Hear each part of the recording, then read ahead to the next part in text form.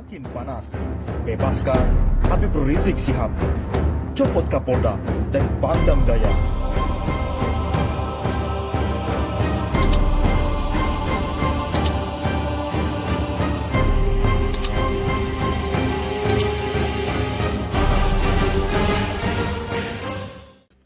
Makin panas, bebaskan Habib Rizik Syihab, copot Kapolda dan Pangdam Jaya.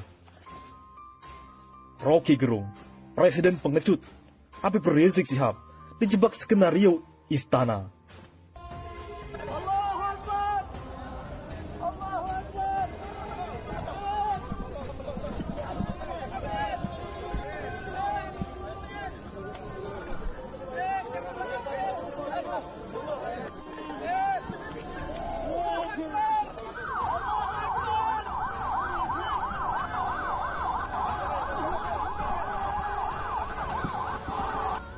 Assalamualaikum warahmatullahi wabarakatuh. Kami umat Islam Kalimantan Barat pada hari ini menyatakan sikap kalau sampai Imam Besar Kamil Habib Muhammad Rizik bin Hussein Syihab ditangkap di Polda Metro Jaya. Islam Banten menyatakan apabila Imam Besar umat Islam Habib Muhammad Rizik bin Hussein Syihab ditahan, kami umat Islam Lampung siap menyerahkan diri ke Polda Metro Jaya apabila Imam Besar umat Islam Indonesia Habib Muhammad Rizik bin Hussein bin Syihab ditahan.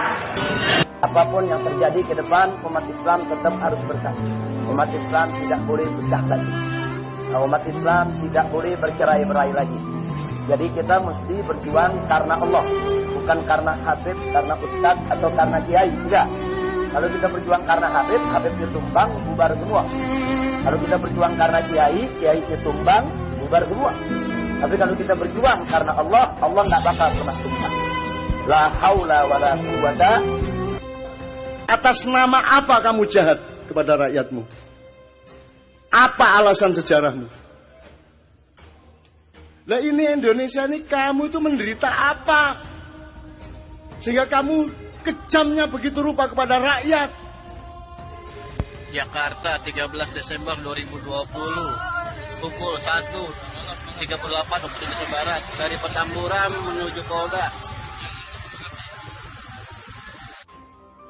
Habib Rizik Syihab resmi ditahan, tangannya diborgol.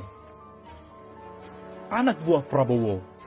Kini kita bisa lihat dengan terang benderang siapa yang adil, siapa yang zolim, siapa yang beradab, siapa yang biadab, siapa yang cinta damai, siapa yang cari keributan, siapa yang arogan, siapa yang rendah hati, siapa yang berjuang untuk umat, rakyat, dan siapa yang berkhianat.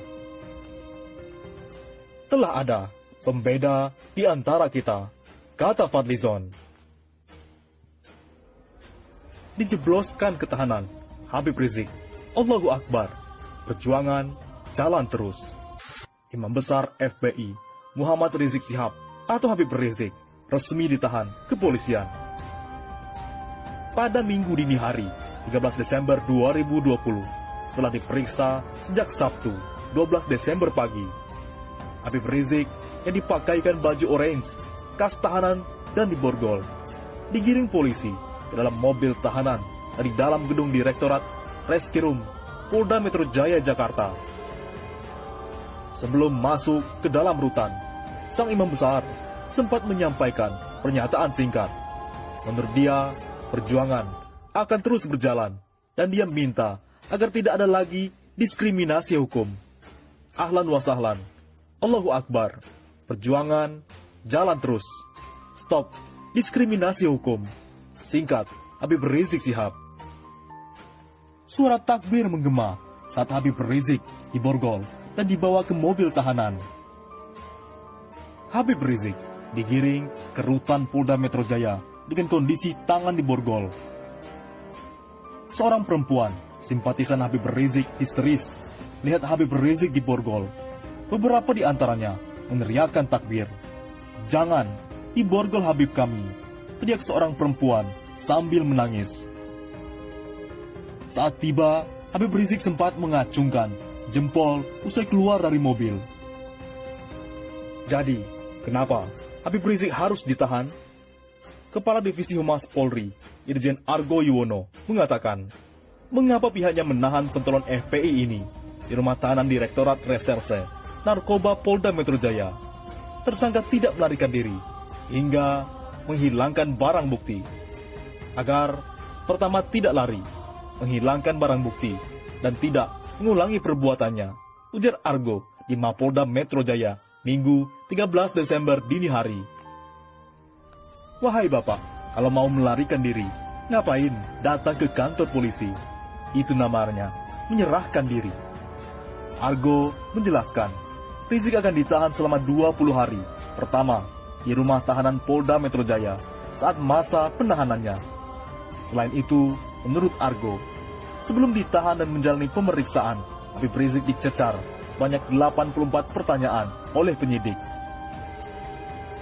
Oleh karena itu, Habib Rizik ditahan di Polda Metro.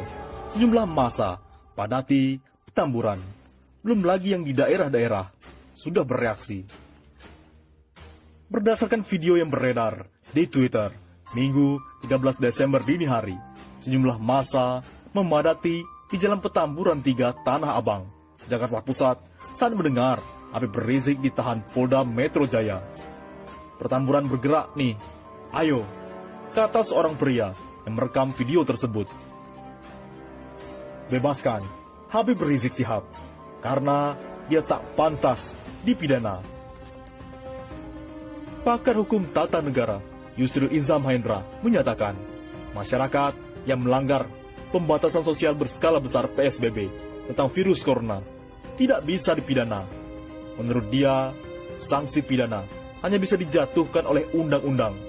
Sementara peraturan pemerintah PP dan peraturan menteri Permen maupun peraturan gubernur Pergub tidak bisa menjatuhkan sanksi pidana. Paling tinggi, denda. Itu mungkin dapat diberlakukan daerah, tapi dalam bentuk perda, bukan Pergub. Sekarang kita dengar, Pemda DKI dapat izin untuk PSBB, itu akan mengeluarkan Pergub, kata Yusril dalam diskusi virtual bertema PSBB.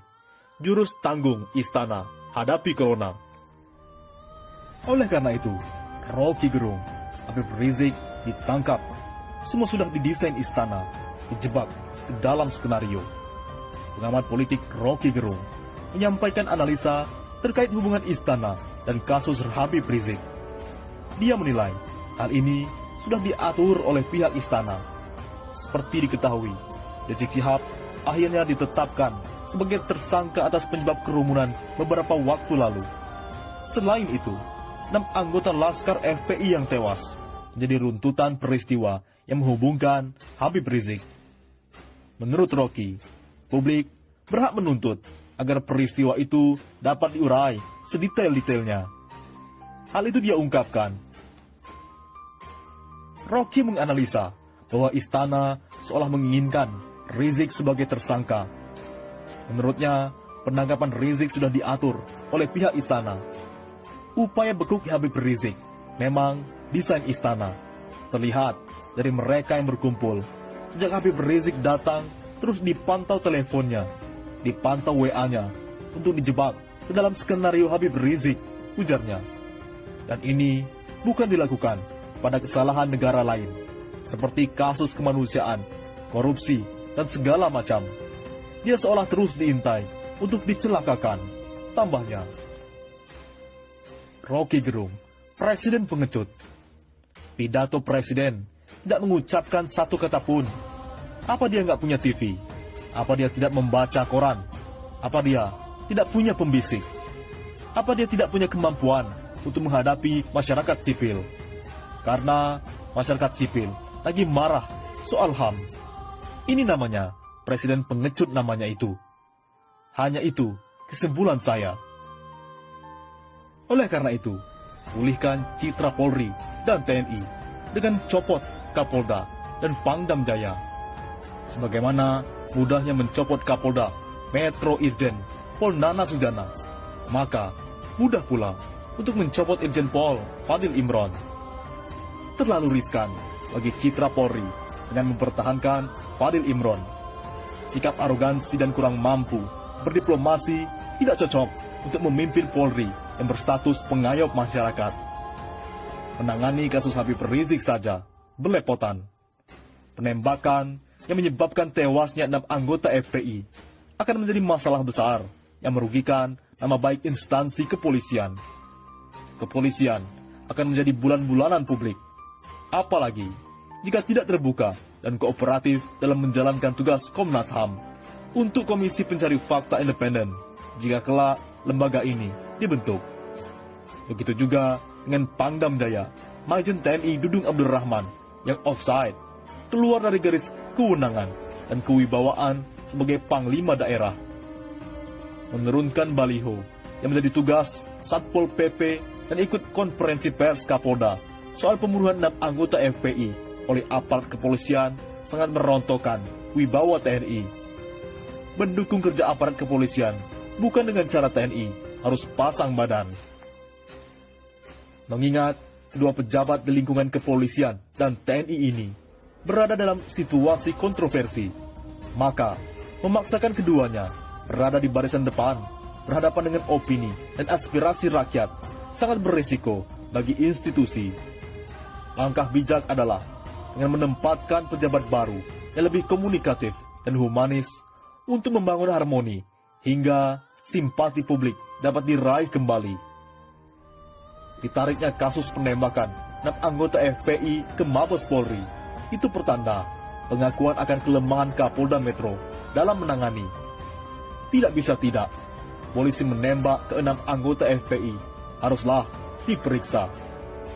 Segera umumkan siapa saja pelaku penyiksaan dan penembakan tersebut demi kebaikan instansi kepolisian. Perbuatannya membunuh dalam kasus penguntitan seperti ini tidak dapat dibenarkan. Ini termasuk pelanggaran HAM berat.